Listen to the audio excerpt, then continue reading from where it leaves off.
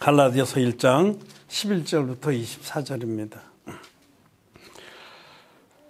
형제들아, 내가 너에게 알게 하노니 내가 전한 복음이 사람의 뜻을 따라 된 것이 아니라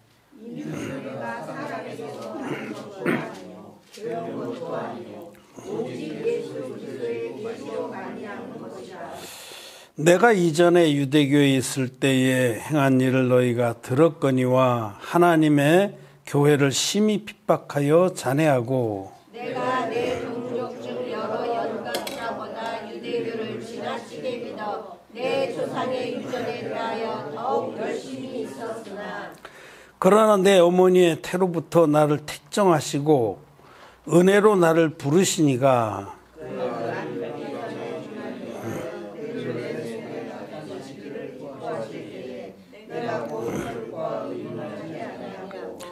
또 나보다 먼저 사도된 자들을 만나려고 예루살렘으로 가지 아니하고 오직 아라비아로 갔다가 다시 다메섹으로 돌아왔노라. 그가 그 3년 후에 내가 게바를 신방하려고 예루살렘에 올라가서 저와 함께 15일을 유할세 주의 형제 야고보 외에 다른 사도들을 보지 못하였노라. 보라, 내가 너에게 쓰는 것은 하나님 앞에서 거짓말이 아니로라. 그 후에 내가 수리아와 길리기아 지방에 이르렀으나 유대의 그리스도 안에 있는 교회들이 나를 얼굴로 알지 못하고 다만 우리를 핍박하던 자가 전에 잔해하던 그 믿음을 지금 전한다함을 듣고 나로 말미암아 영광을 하나님께 돌리니라. 아멘. 예, 성도 여러분 안녕하십니까? 우리 온라인으로 예배드리는 배친분들이나 또 멀리 간 우리 형제들 안녕하십니까? 오늘 주일에 갈라디아서 1장 후반부의 말씀을 교제하고자 합니다. 갈라디아서는 그 갈라디아에 있는 여러 교회들에게 사도 바울이 써보낸 편지 형식의 성경입니다.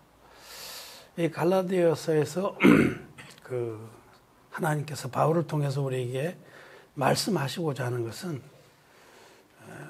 우리가 하나님 앞에 의롭게 되고 또 구원을 받는 것은 오직 구원은 예수 그리스도의 그 진리의 복음 믿음으로 받는 것이지 거기에 율법의 행위나 우리 인간의 의가 조금이라도 섞일 것이 없다는 겁니다. 오직 구원은 믿음으로 말미암은 것이다. 사도 바울의 그 믿음이 성경적으로 가장 올바른 온전한 믿음입니다. 그래서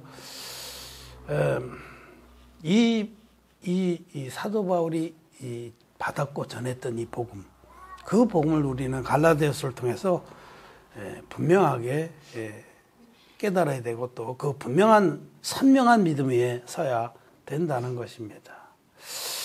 그래서 우리가 지난번에 갈라디아서 1장 전반부에서 사도 바울이 선포한 다른 복음은 없다. 내가 너희에게 전한 복음 외에 다른 복음을 전하면 저주를 받을 것이다. 이렇게 분명하게 사도 바울은 선포했습니다. 이 세상에 사도 바울의 복음이 있고 사도 베드로의 복음이 있고 또 야고보의 복음이 있고 그렇게 여러 복음이 있는 게 아닙니다. 오직 복음은 예수 그리스도의 복음 하나뿐인데 그 복음을 사도 바울은 선명하게 전했습니다.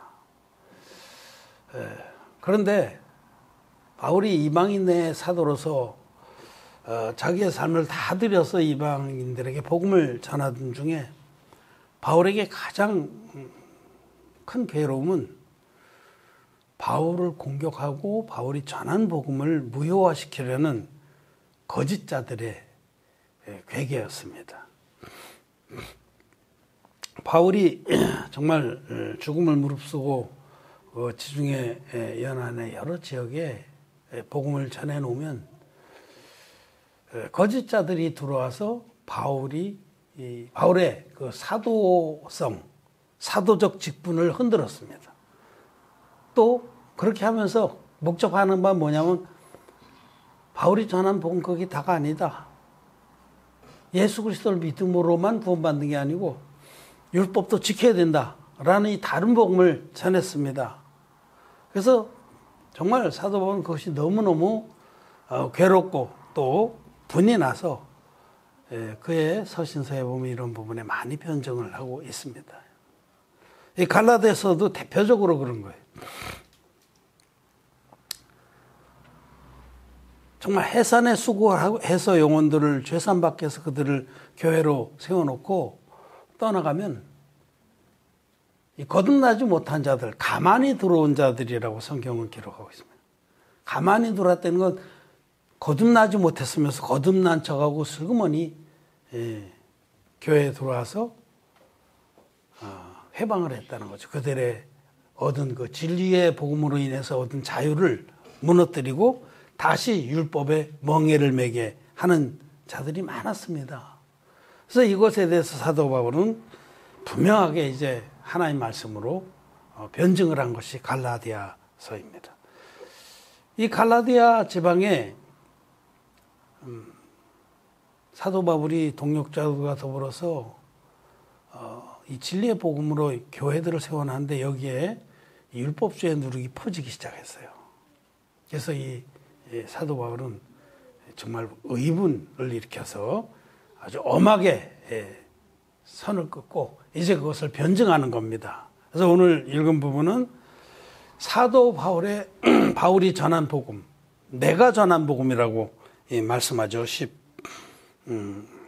11절에 형제다 내가 너에게 알게 하노니 내가 전한 복음이 사람의 뜻을 따라 된 것이 아니라. 사도 바울이 전한 복음이 절대로 내 속에서 나온 것도 아니고 나보다 먼저 된 그런 사도들로부터 받은 것도 아니고 나는 예수 그리스도께로부터 직접 받은 복음이다. 이런 말씀을 하는 겁니다. 이거는 그리스도의 계시로 말미암은 거다. 내가 전한 복음은 하늘로부터 인정된 복음이고 유일한 정통의 복음이다라는 것을 말씀하는 겁니다.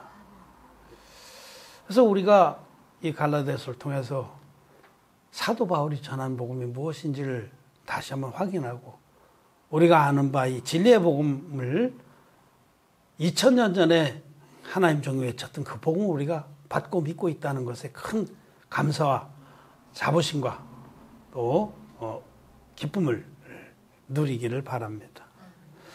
내가 전한 복음이라고 말했던 사도 바울의 그 복음을 우리는 받았습니다. 이 세상은 지금 다른 복음 아래 있습니다. 초대교회 때 그 율법주의의 누룩이 들어왔던 복음과 다를 게 없어요. 오직 믿음으로만 구원을 받느냐? 말은 그렇게 하는데 실제로 가서는 언제든지 들어있는 율법주의의 누룩이 뒤집어 엎습니다.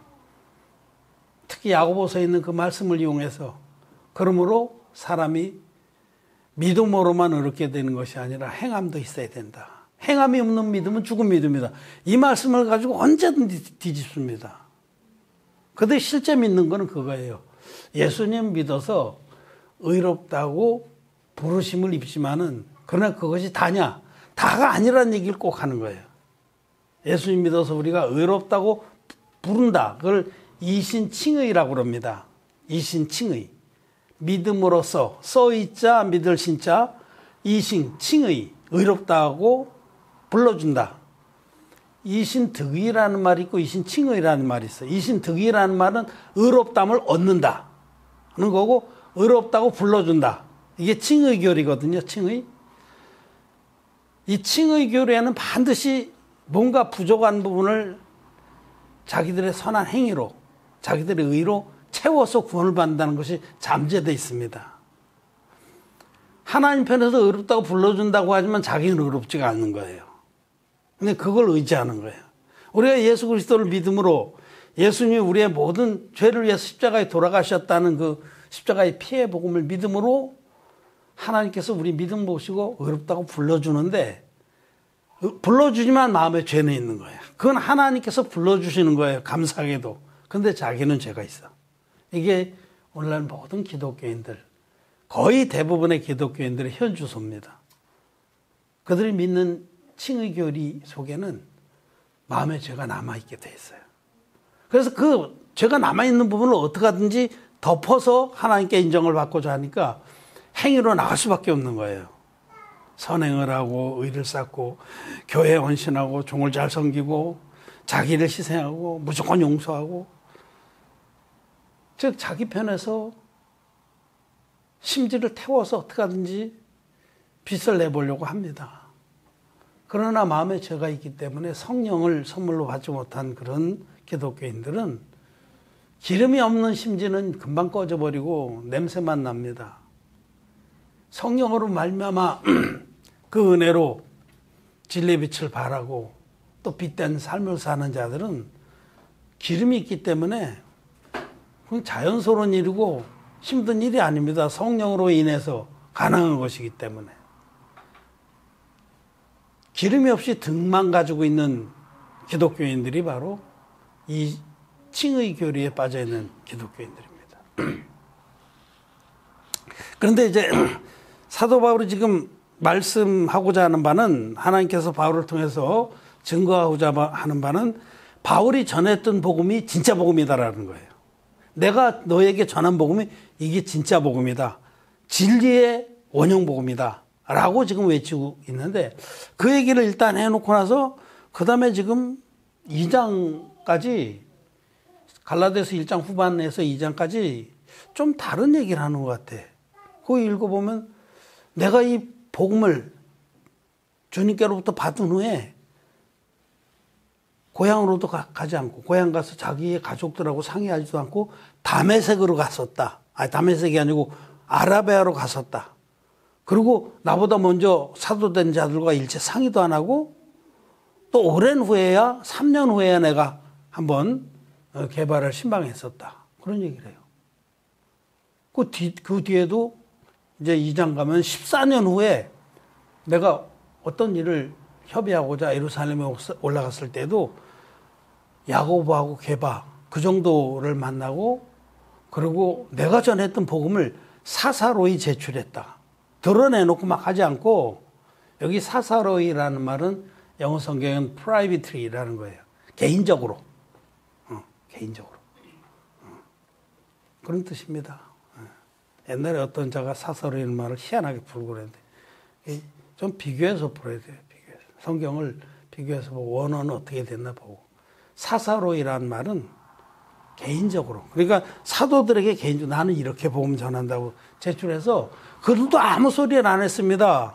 그때에도 이제 그 율법적인 문제로 할례를 받아야 된다는 문제로 바나바와 함께 디도를 데리고 예루살렘에 올라가서 사도들과 이런 문제를 협의할 때 저들이 다 들어보고 아무 문제를 삼지 않았고요. 사도행전을 보면 또 그들이 이제 이 갈라디아서를 보면 다만 이렇게 음행하는 일이나 목적을 죽인 것이나 뭐 이렇게 이런 걸 금하고 가난한 자들을 궁히 여기라 이런 말을 했는데, 그건 나도 처음부터 힘쓰는 바다.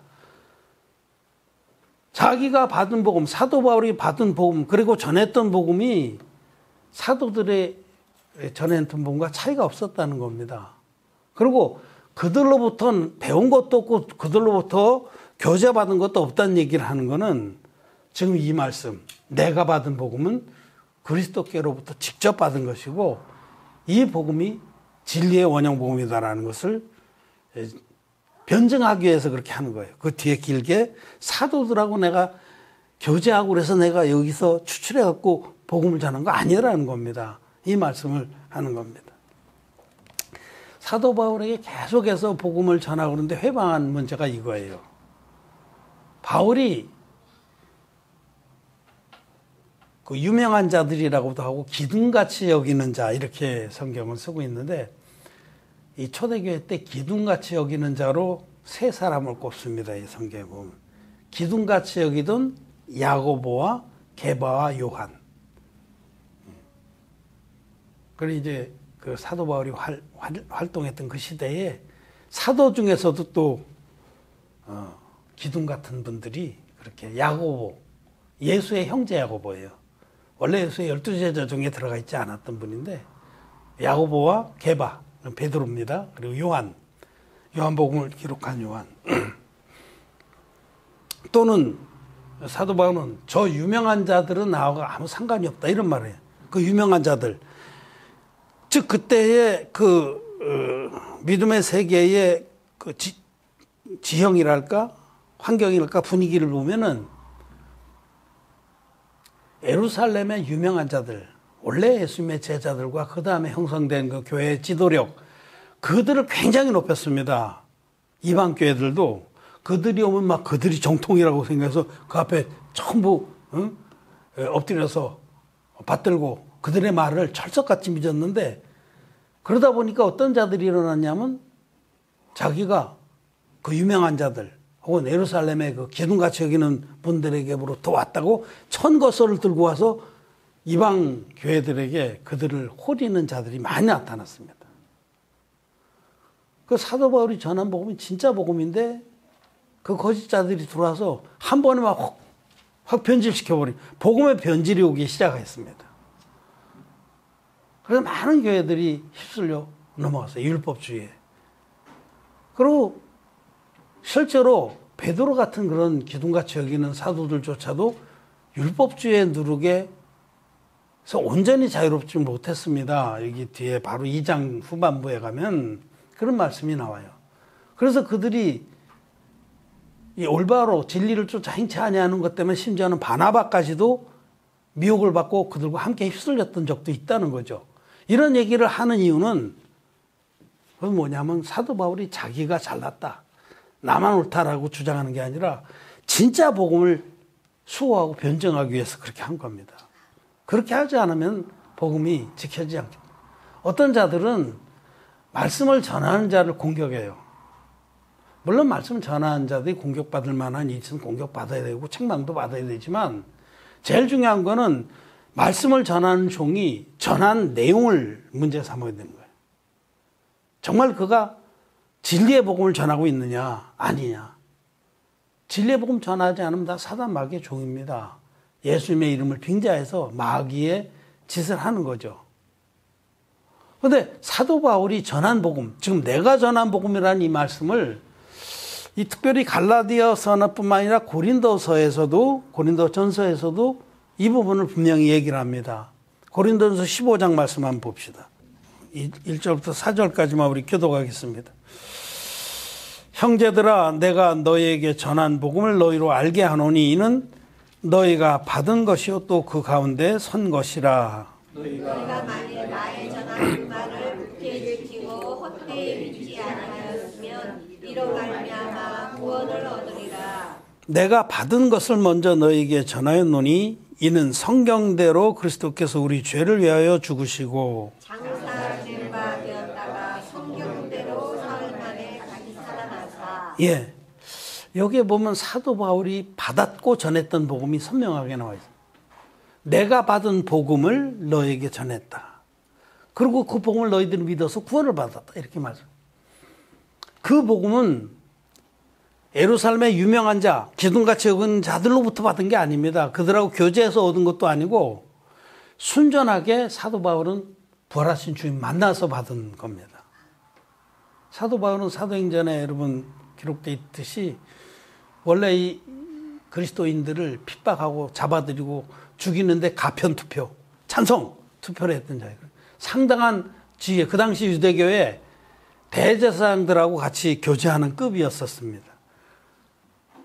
그렇게 그리스도인들을 박해하고 핍박하던 자였는데 그가 멀리 이방 땅에 다마스커스, 다메섹까지 가서 거기에 있는 그리스도인들을 잡아서 끌고 압송하려고 대제사장으로부터 허가장을 받아들고 자기 부하들 데리고 말을 타고 기세등등하게 다메섹으로 들어가는 그 다메섹에 이르렀을 때에 아마 성이 이렇게 보였겠죠.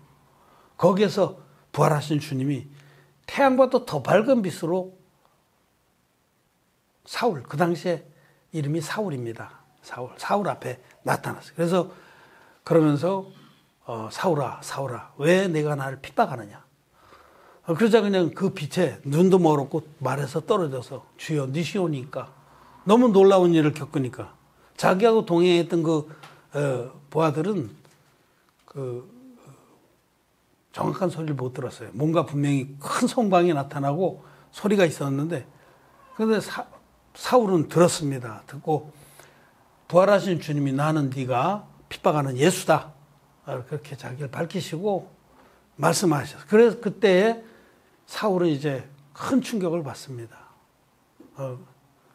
다마스커스에 들어가서 내게 이르는 그 사람을 만나라 이렇게 말씀하시고 또 한편으로 다마스커스에는 주님의 제자가 있었는데 이름이 아나니아입니다. 그에게 또 주님 말씀하셔서 둘이 만나서 거기서 이제 눈에 비늘 같은 것이 떨어지면서 밝게 보게 되는 사건이 있어요. 그게 사도 바울이 된 거듭난 사건입니다. 사도 바울은 예수님 만나서 예수님께로부터 직접 복음의 계시를 듣고 오시기로 한 메시아가 바로 예수구나. 예수가 그리스도구나 라는 것을 전파하기 시작한 겁니다. 사도 바울은 구약 성경의 해박한 종입니다. 하나님께서 정말 진리의 복음을 온전하게 전파하고 세우기 위해서 바울을 그 어머니의 태로부터 택정을 했어요. 바울을 오래전에 이미 택해서 당신이 쓸 그릇으로 작정을 하고 그의 모든 인생 과정에서 진리를 선명하게 증거할 수 있는 그런 경험들을 허락하시고 때가 돼서 바울을 부르신 겁니다. 사울을. 그는 아버지도 바리새인이었어요. 집안도 유력하고. 그래서 바리새인의 엄격한 그런 규례를 따라 교육을 받았습니다. 사도 바울의 스승은 가말리엘이라고 당대 최고의 랍비입니다. 지금까지도 최고의 랍비 중에 한 사람으로 인정된 그런 분이에요. 가말리엘 밑에서 아주 엄격하게 교육을 받고 장래가 촉망되는 그런 유대교의 지도자 중에 한 사람이었습니다. 대제사장하고 같은 레벨로 교제를 하고 이렇게. 그래서 그에게서 칙서를 받아들고 그리스도인들을 잡아들이려고 가던 중에 주님께서 이제 만나신 거죠. 그 사도 바울이 구약의 말씀에 그런 깊은 이해와 지식이 있었기 때문에 거기에 우리 주님이 진리의 복음의 계시를 해주니까 구약의 말씀에 모든 암시되어 있는 상징되어 있는 그 말씀들이 복음으로 다 풀렸습니다. 그래서 여기 고린도전서 15장에 내가 받은 복음에 대해서 바울이 설명하면서 내가 받은 것을 먼저 너에게 전하여 놓으니 이는 성경대로 그리스도께서 우리 죄를 위해 죽으시고 성경대로 다시 살아나셨다라고 말하는 거예요. 그게 복음의 핵심이에요. 그러면 구약의 죄사함을 받는 그 말씀은 속죄제사입니다. 구약엔 속죄제사가 엄청나게 많이 나와 있고 그 믿음의 정도는 가는 곳마다 돌단을 쌓고 화목제사 또는 속죄제사, 번제를 드렸습니다.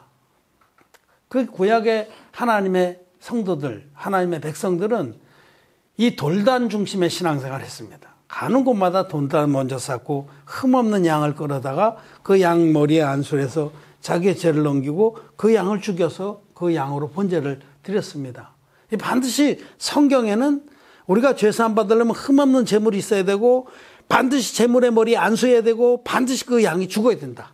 이 세 가지가 성경대로입니다.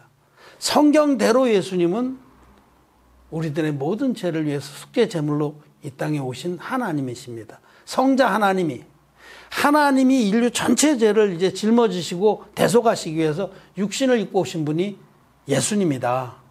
그 예수님께서 30살이 되셨을 때 요단강에 오셔서 인류의 대표자인 세례 요한에게 안수 형식으로 세례를 받아서 인류의 모든 죄를 다 담당했다. 예수님이 받으신 세례는 구약의 그 성경대로 계시던 그 안수의 비밀이 이루어진 것이다. 그래서 사도 바울은 이 갈라디아서나 골로새서나 에베소나 많은 곳에서 그리스도의 비밀을 내가 아는 줄 너희가 알 거다. 이런 그게 비밀입니다, 여러분. 비밀. 그 영어 성경에 미스터리라고 합니다. 미스터리라는 건 신비한 일을 말하잖아요. 보통 사람들은 그 참 미스터리야. 이해할 수가 없어. 이해할 수가 없는 것이 예수 그리스도는 하나님의 비밀입니다. 하나님이 당신의 외아들을 하나님, 영이신 그 하나님을 사람으로 보내신 것도 신비한 일이고, 사람이 돼서 오신 성자 하나님이 인간의 대표자, 여자의 몸에서 난 자 가장 큰 자에게 안수 형식으로 세례를 받은 것도 미스터리한 일입니다. 이거를 이 세상 기독교인들은 모릅니다. 미스터리이기 때문에. 그런데 거듭난 종들은 성경에서 이것을 발견하고 깨닫고 선포합니다.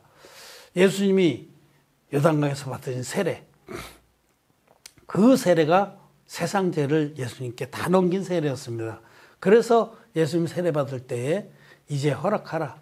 우리가 이와 같이 하여 모든 의를 이루는 것이 합당하니라 하고 세례요한에게 말하자 세례요한이 허락했습니다. 이제 허락하라. 너는 내 머리에 손 얹어라. 이렇게 해서 너는 내 머리에 손을 얹고 나는 그 안수를 받아들임으로 세상 모든 죄를 나에게 다 넘기는 게 구원에 가장 합당한 사역이다 라고 말씀한 겁니다. 그래서 세례요한이 예수님 머리에 안수해서 세례를 베풀었을 그때에 성경대로 안수를 했을 때에 나와 여러분들의 모든 죄가 예수님께 다 넘어갔다라고 성경 말씀하는 겁니다. 우리는 죄 가운데 태어나서 평생의 죄를 지을 수밖에 없는 자들이에요. 이기적이고 정력적이기 때문에 율법에 거치는 행위를 많이 할 수밖에 없는 자들이에요. 그래서 우리 스스로는 도저히 하나님이 인정하실 거룩에 의에 이를 수 없었는데 하나님께서 우리를 사랑하시고 불쌍히 여기셔서 일방적으로 우리에게 구원의 길을 열어주신 것이 하나님의 아들 예수 그리스도입니다. 그게 하나님의 비밀입니다. 그래서 예수님은 세례 받으신 이튿날에 보라 세상 죄를 지고 가는 하나님의 어린 양이로다라는 증거를 받으신 겁니다.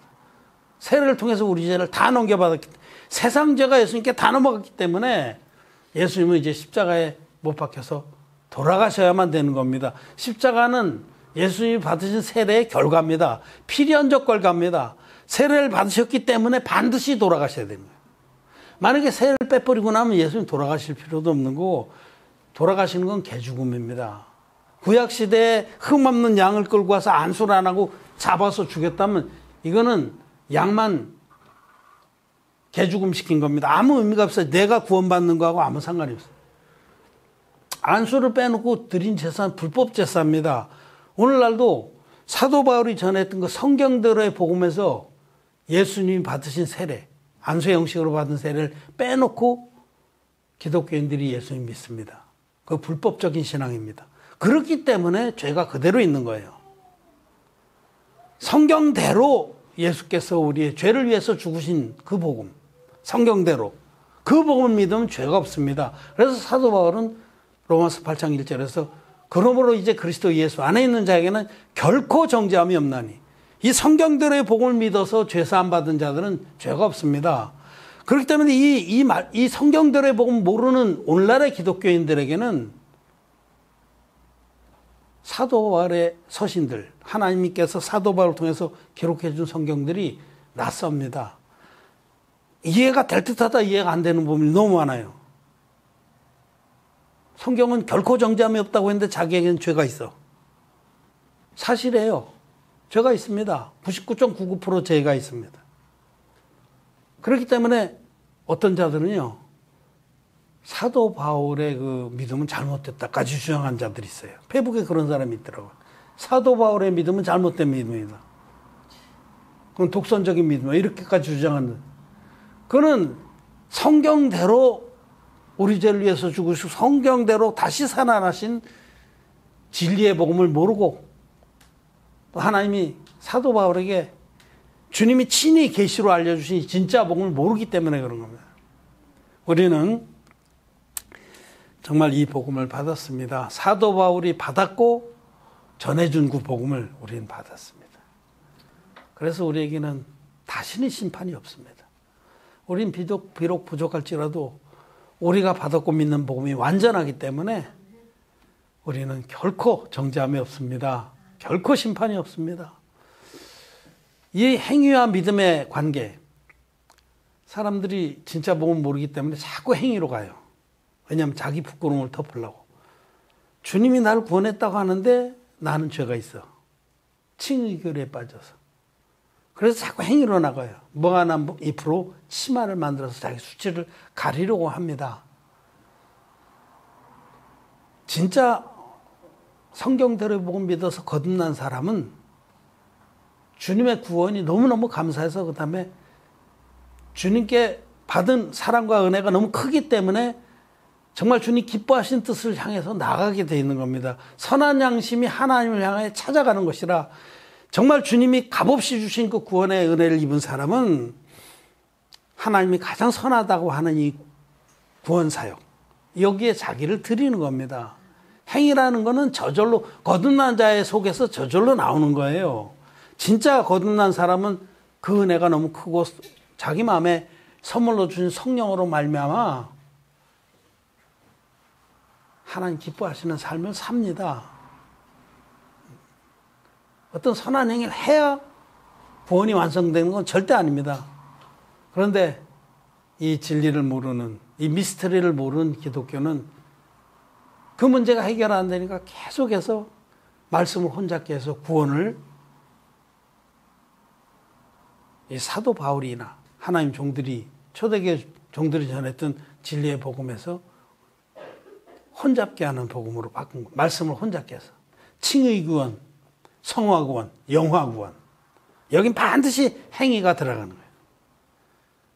예수 믿을 때 의롭다고 불러주시고, 그 다음에 날마다 성화에 힘쓰면 죽을 때 영화롭게 된다.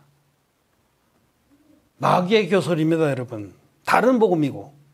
그래서 우리는 오늘 정말 사도 바울이 자기가 전한 그 복음이 정통하고 유일한 진리의 복음인 것을 변증하기 위해서 자기가 이 복음을 듣고 예루살렘의 유명한 자들, 기둥같이 여기는 자들하고 교제를 하고 그들로부터 배워서 전한 게 아니다. 이거는 그리스도의 계시로 말미암은 것이다 라는 것을 변증한 부분의 말씀을 나눴습니다. 우리는 정말 하나님께 감사를 드립니다. 그리스도께로부터 직접 받은 그 진리의 복음 우리도 받았고 우리도 전하고 있습니다. 비록 소수일지라도 절대로 겁을 내거나 위축되지 않고 담대하게 외칩니다. 자주 말씀드리지만은 코페르니쿠스 갈릴레오 시대에 정말 소수의 사람들만 지구가 둥글고 지구가 태양주위를 존재하는 그 진리를 외쳐서 그 진리예요.